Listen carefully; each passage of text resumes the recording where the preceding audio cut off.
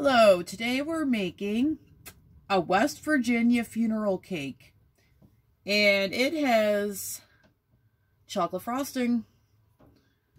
So funeral cake is not something that you really hear about much anymore, do you? At least I didn't until recently. So we're going to try a West Virginia cake. So what I have in this Mixmaster, or this mixer, like they recommend that you put it in a stand-up mixer, is I have half a cup of butter and 1 cup of granulated sugar. So we gotta whip this.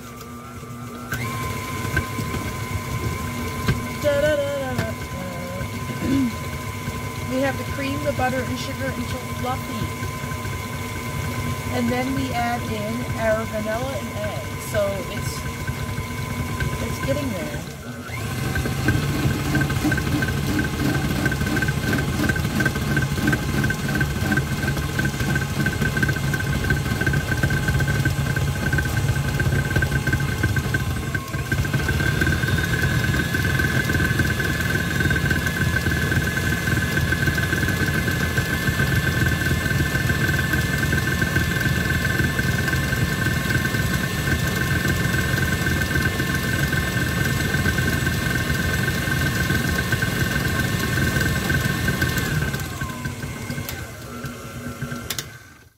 I would say that's going to be as fluffy as it's going to be.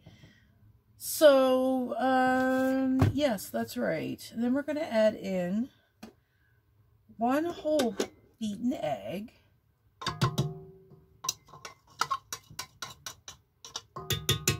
One whole beaten egg. And then we're also going to put in, I do believe it's 1 teaspoon of vanilla extract,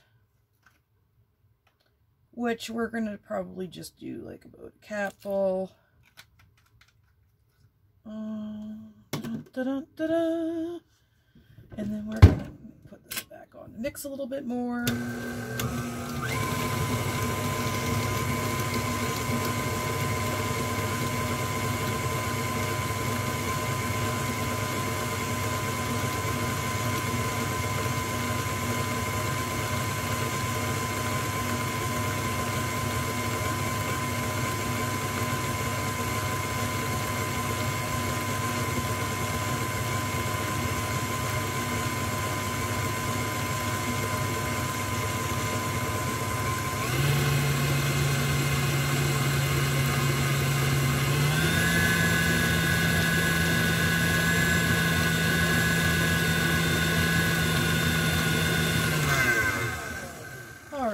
So the next thing we're going to do is we're going to alternately sift in our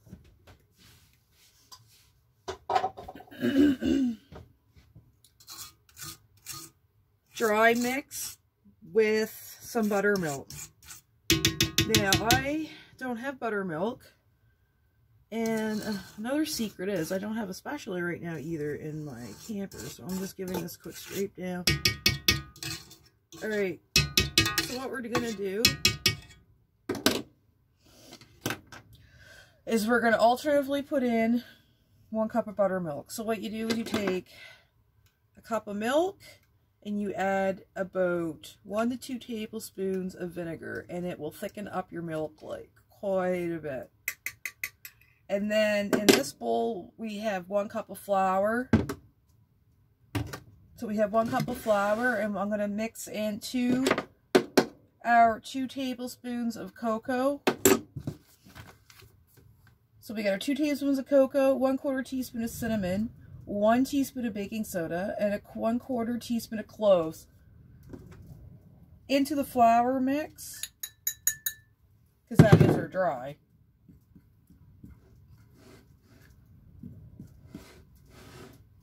But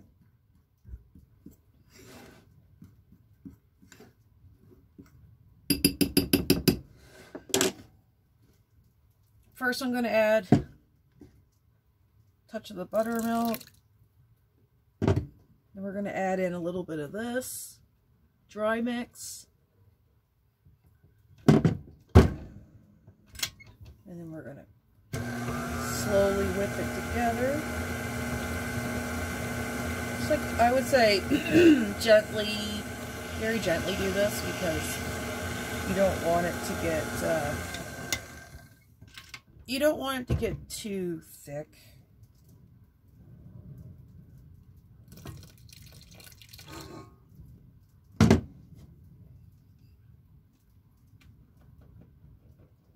Leaves a little bit more.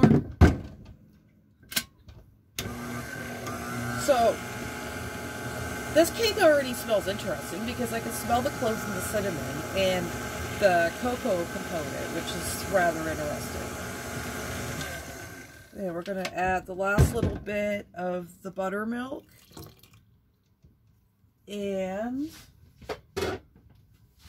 the last little bit of the flour mix in there.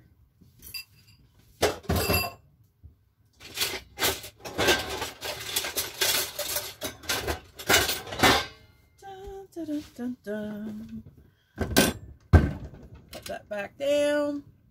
We'll do another little mix.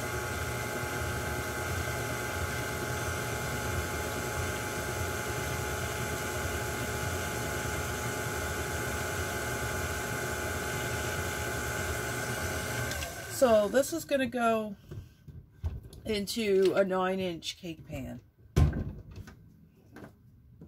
Now, the recipe calls for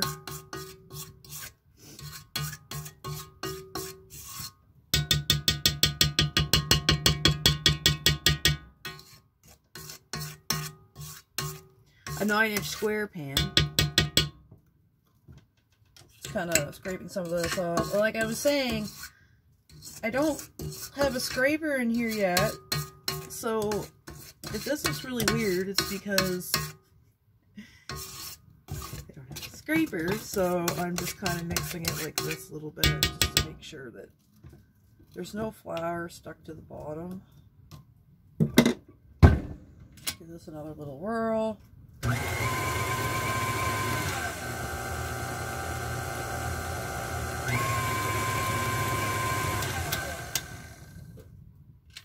Alright.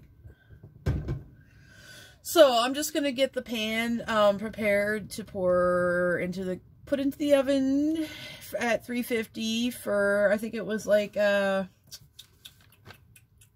to 35 minutes. Okay, so we get our pan greased and floured, and now we're gonna just pop this little gem. I'll give it a quick stir. Make sure it's incorporated. Alright.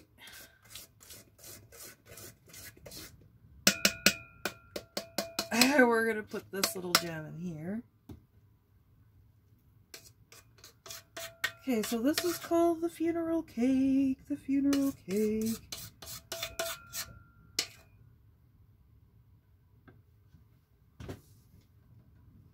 Thought I heard something.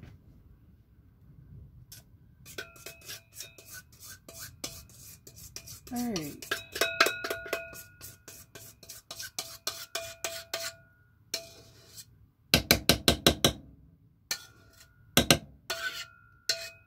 It's always better when you have a scraper.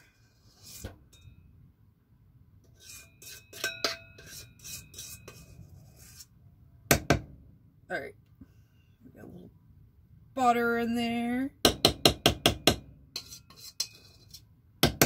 Put a little bit more in. Okay, there's still a little bit on the bottom here, but we're just going to let that go.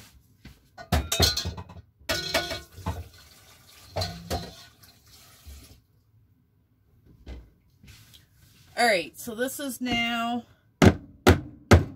Give it a little bang to make sure that the air bubbles get out. Because we're going to put this in the oven at 350.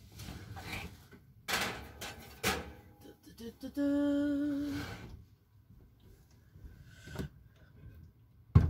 Alright, and then we'll have to come back and check that.